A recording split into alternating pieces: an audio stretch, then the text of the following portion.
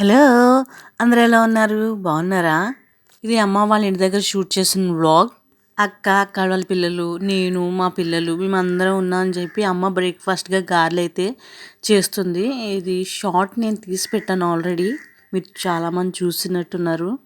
మేమందరం అమ్మ వాళ్ళ ఇంటి దగ్గర ఉన్నామంటే ఫస్ట్ ప్రిఫర్ చేసే బ్రేక్‌ఫాస్ట్ ఏంటంటే అమ్మ గారెలే. తర్వాత వేరే ఆప్షన్‌కి వెళ్తుంది. ఎందుకంటే మా పిల్లలందరికీ గారెలంటే చాలా ఇష్టం.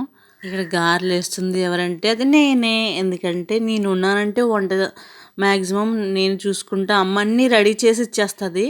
ఇలా నేను నిలబడి లేదా కూర్చొని అయితే నేను చేస్తాను. ఇంట్లో ఎక్కువ మంది జనం ఉన్నదప్పుడు ఇలాగ ఒక్కొక్కరు ఒక్కో పని షేర్ చేసుకుంటే చాలా ఈజీగా అయిపోతది.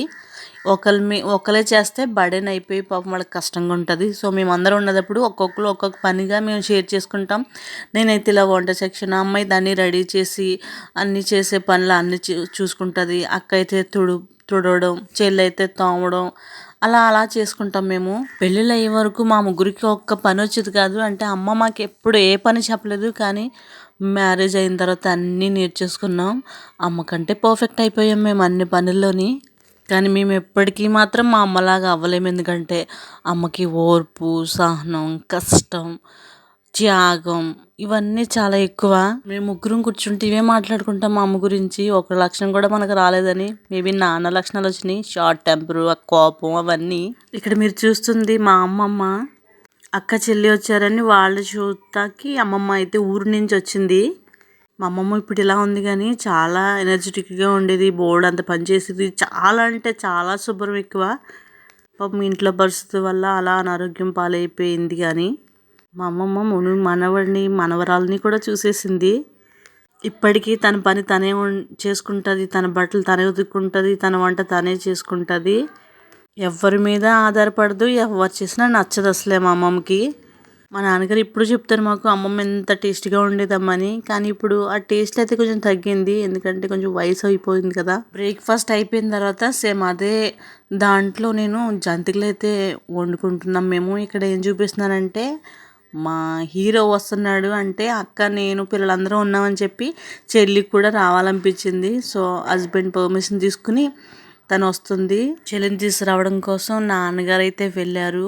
ఎందుకంటే చిన్న బాబుతో అంత దూరం నుంచి రావాలి కదా, ఇబ్బంది పడుతుంది అని చెప్పేసి నాన్న ఎర్లీ మార్నింగ్ లేచి వెళ్ళిపోయారు. ఇది టైం వచ్చి అరౌండ్ 12:30, 1 అలా అవుతుంది. వచ్చేస్తున్నాడు మా జాక్ బాబు. వాళ్ళ అక్కలందరూ వెయిటింగ్ చేస్తున్నారు. అక్కలు, పెద్దమ్మలు, అమ్మమ్మ వీళ్ళందరూ వెయిట్ చేస్తున్నారు. ఆఫ్టర్ 2 months వస్తున్నాడు. 2 months తర్వాత ఇంటికి. కానీ జాక్ బాబు అయితే మమ్మల్ని అందరినీ మర్చిపోయాడు. మా దగ్గర రావడానికి ఏడ్చేస్తున్నాడు, రావట్లేదు. కానీ అలా మమ్మల్ని చూసి అలాగా ఈవినింగ్ అయ్యేసరికి అయితే వచ్చేసాడు బంగారకొండ. కారు రావడానికి మా వీధిలో ప్లేస్ లేకంటే మా వీధి కొంచెం చిన్నగా ఉంటాయి సందుల్లాగా. సో కారు రావడానికి వీలుగా లేక అలా తిప్పుకుని వేరే వీధి నుంచి వస్తున్నది చెల్లి. కారులో ఉంది, అందుకని మీకు కనిపించట్లేదు. మేమందరం మంచి వెయిటింగ్ కాబట్టి ఫస్ట్ నాన్న ఇంకా అక్కడ దిగేసి జాగ్బాబుని తీసుకుని వచ్చేసాడు. చూస్తున్నారు కదా వాళ్ళ అక్కలు అసలే జాగ్బాబు ఏడుస్తున్నా వాళ్ళు పట్టించుకోవట్లేదు. చాలా హ్యాపీ అయితే ఫీల్ అవుతున్నారు. వాళ్ళ అక్కలు తన చుట్టూరే తిరుగుతూ ఆడిస్తూ ఉన్నారు. ఇదిగోండి ఇప్పుడు వస్తుంది చెల్లెలా వేరే పక్క వీధిలో నుంచి తిరుక్కుంటూ వస్తున్నారు పాపం. ఫస్ట్ టైం ఎవరైనా మా ఇంటికి మా ఫ్రెండ్స్ కానీ చుట్టాలు కానీ వస్తే అయ్య బాబోయ్ ఏంటి ఇలా ఉంది, మీ ఇల్లుకి రావడం ఇలా సందులు ఎన్ని సందులు తిరిగామో అనేసి అని చెప్తూ ఉంటారు. చాలామంది నా వీడియోస్ అయితే చూస్తున్నారు, చాలా థ్యాంక్స్. కానీ చాలా చూసిన వారు సబ్స్క్రైబ్ చేసుకోకుండా చూస్తున్నారు. Please to subscribe and support మీ అండి. అలాగే చూసిన ప్రతి ఒక్కరూ లైక్ చేయండి. అలాగే ఎలాంటి వీడియోస్ కావాలో కూడా కామెంట్ చేయండి. So that I can entertain you a lot. చెల్లి వాళ్ళ హస్బెండ్ అయితే మణిపాల్లో జాబ్ చేస్తారు. కానీ ఇంకా చెల్లి బాబుని తీసుకుని మణిపాల్ అయితే ఇంకా వెళ్ళలేదు. అక్కడికి వెళ్ళడానికి 2 days జర్నీ పడుతుంది. చిన్న బాబుతో కష్టం ఎందుకని చెప్పేసి అందుకనే ఫస్ట్ బర్త్డే అయిన తర్వాత వెళ్ళొచ్చు అని చెప్పి చెల్లి వాళ్ళ అత్తరు ఊరు గుడివాడ. సో గుడివాడలో ఒక 2 months, ఇక్కడ ఒక 1 month అలా అటు ఇటు తిరుగుతూ ఉంటుందన్నమాట జాగ్బాబు బర్త్డే అయ్యే వరకు. తర్వాత ఇంకా వన్స్ వాళ్ళు వెళ్ళారంటే మళ్ళీ ఏ క్రిస్మస్ హాలిడేస్కో తప్ప మళ్ళీ కనిపించరు. ఇంకా చెల్లికి కూడా యూట్యూబ్ ఛానల్ ఉంది, జ్యోత్స్న పట్ట అని. ఆల్రెడీ మ్యాక్సిమం చాలామంది అయితే చెల్లిని చూసుంటారు. ఒకవేళ in case you have not seen my sister, please do subscribe my sister channel also Jyotsna పట్ట. చూసారు కదా వాళ్ళు చూపిన రాగానే పిల్లలు ఎలా వెళ్ళిపోయారు. ఎందుకంటే వాళ్ళు చూపిని వాళ్ళకి ఒక స్పాన్సర్ అన్నమాట. ఎందుకంటే పిల్లల కోసం బోల్డ్ అని స్నాక్స్, బోల్డ్ అన్ని బట్టలు అవి తెచ్చేది ఇదివరకు. ఇప్పుడు తగ్గింది ఎందుకంటే జాబ్ చేయట్లేదు. మాకన్నా ఎక్కువ పిల్లలకి తనే కొనేది. మొత్తం హైదరాబాద్ అంతా మోసుకొచ్చేసేది పిల్లల కోసం. చెల్లి వస్తే అదో రిలీఫ్. ఎందుకంటే చెల్లి మమ్మల్ని అందరినీ కూర్చోబెట్టేసి అన్ని పనులు చక్కచకా చేసేస్తుంది ఒక్క నిమిషంలో. ఎంతైనా హెచ్ఆర్ కదా, ఎంప్లాయ్ చేయకపోతే డ్యూటీ మొత్తం హెచ్ఆర్ఏ చేసుకోవాలి కదా లాస్ట్కి. అలాగే మేము చేయలేని పనులు కూడా ఈ హెచ్ఆర్ఏ చేసుకుంటుంది.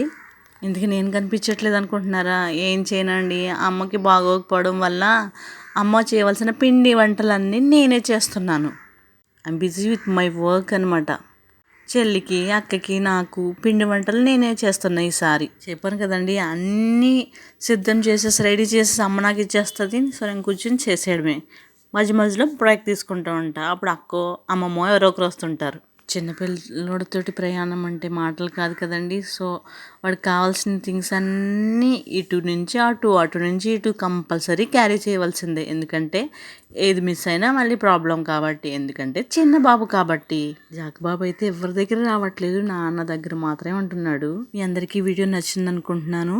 నచ్చితే లైక్ చేయండి, షేర్ చేయండి, కామెంట్ చేయండి. సబ్స్క్రైబ్ చేయడం మాత్రం మర్చిపోకండి. Thank you. Take care. Bye.